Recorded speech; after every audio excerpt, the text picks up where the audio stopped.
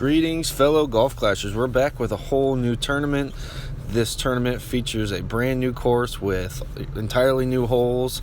And if you watched any of my initial playthrough stuff from last week where I was practicing on Tour 12, it looks like it's going to be a pretty challenging course. So really looking forward to this one.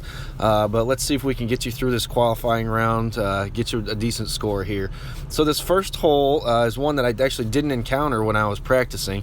But basically the goal here is to get over onto that right side as deep as possible to set yourself up for a short iron for an eagle. So we've got a couple different ways we can do that.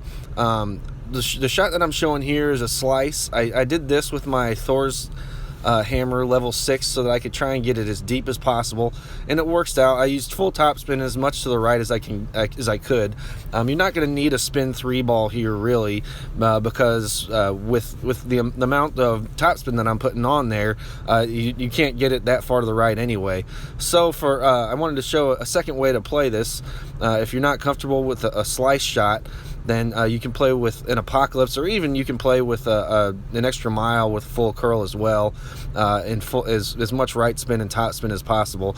But the Apocalypse makes it a little bit easier because you've got a little bit more curl. It won't go quite as deep as our shot with my Thor's hammer because it has so much more top spin, but it still sets us up nicely for a short iron in there for our second shot on approach. Alright, so this is from our first drive, so it's a little bit deeper. So it looks like it's just in between a max and a mid adjustment.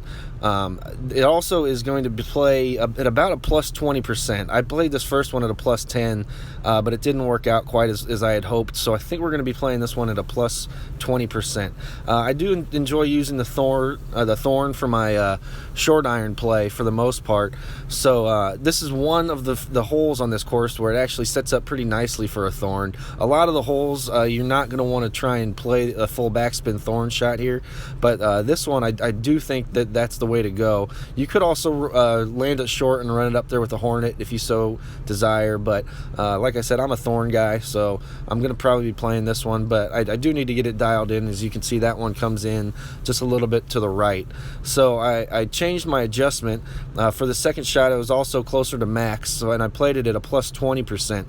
It comes into the right again, but if you notice here on my setup here, I have it about 1 square to the left of the pin. I think because of that strong crosswind, we're going to want to start our second bounce a little bit further to the left, because it's going to push it significantly to the right.